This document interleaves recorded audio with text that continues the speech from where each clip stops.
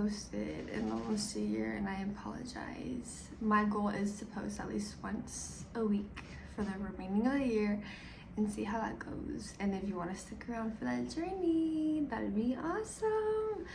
But let me dive into the topic of this video. This video is for me to talk about my testimony, which I'm going to dive into right now. So, like, the ending of last year, my little brother got into some substances he wasn't supposed to be taking. Especially, like, not with the prescribed medication he was already on. And he was hanging out, like, the wrong crowd. Like, I could tell he was depressed.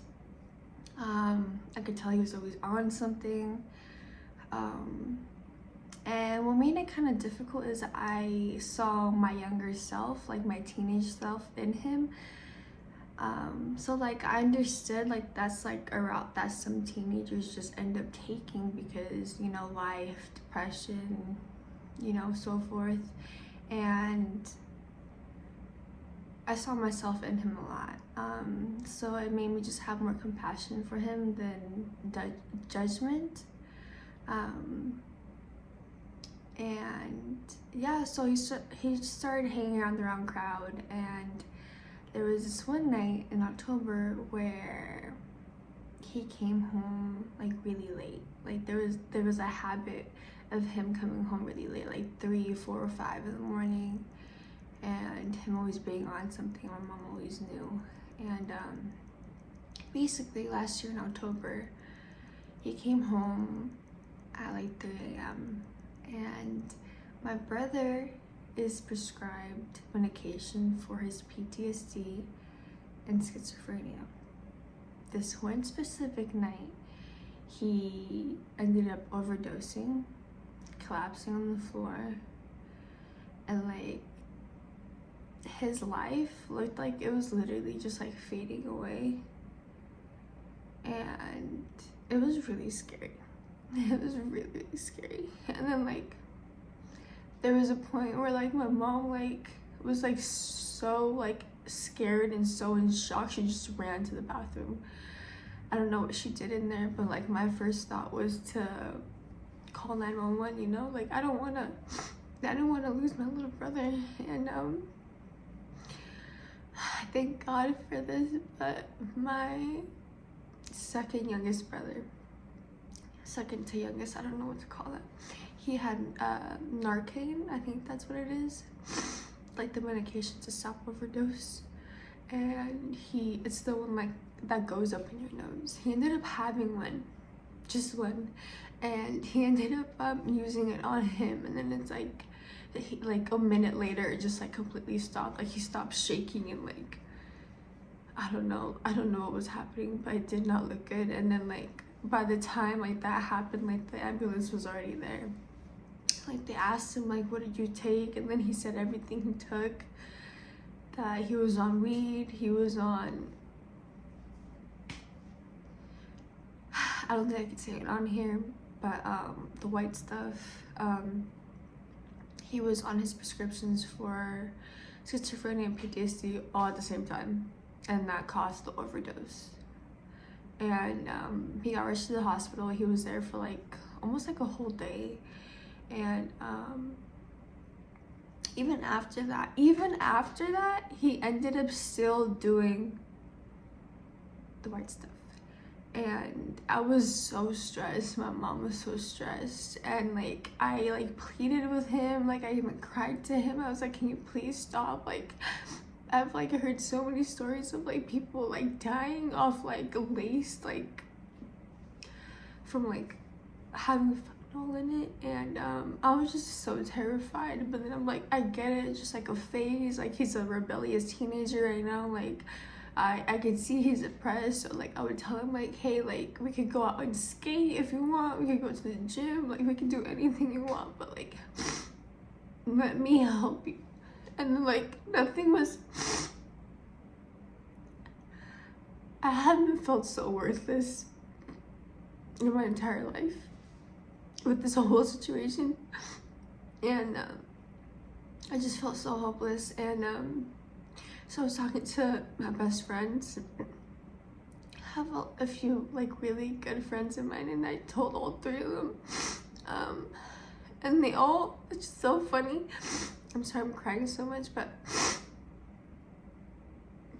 it was so funny. Not funny, but like they all told me, pray about it. And I'm gonna pray about it. And I'm like, the first person I told was my friend Jasmine. And then she told me that I should pray about it. And another one of my friends told me, have you tried praying about it? And I'm like, you know what, I'm gonna pray. Like, I've never prayed for like anything in my life, not like this. So I'm like, okay, like there's nothing else I could do. So that's what I did. So I prayed about it, and I kept praying about it because I've seen videos during that time. Like sometimes like God doesn't work on your timing, he works on his timing. You just have to be patient and just trust. So I was praying for like a whole month, and I was like, there was moments where like I was losing hope. Like I've never put my faith into God ever in my life, because I spent more years of my life rejecting him, and I just didn't feel like worthy of his love. But like even before this, like there was like so many times where like he was sending me signs through people.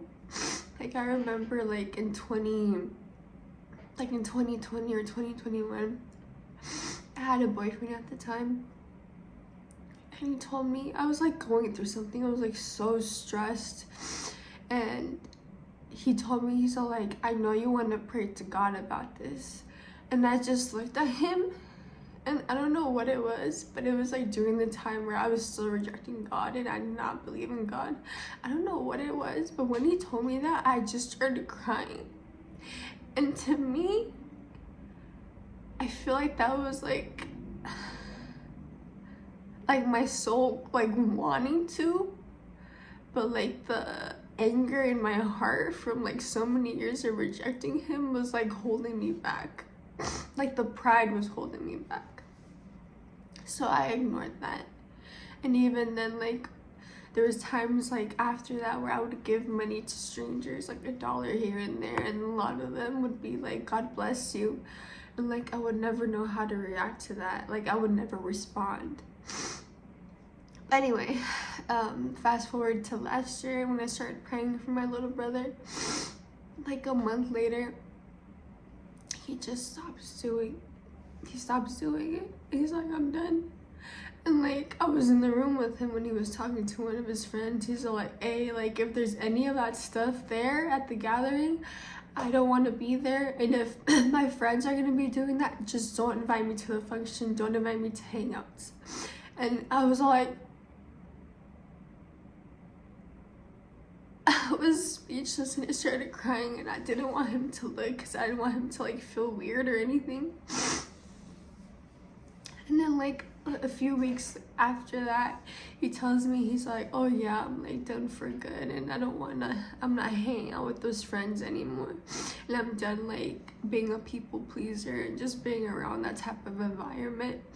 And then like because of him, I made a gym membership this year, like in July, and ever since then I've been going in the gym, and he comes with me like 90% of the time, and like I just see like how much like it improves his mental health, and like just seeing him happy and seeing that I'm able to do something like fulfills me so much. And I'm just like, I am so grateful for Jesus, and that is my testimony, like seeing how he worked through my brother just through like the power of prayer and faith, like not giving up even when you really want to.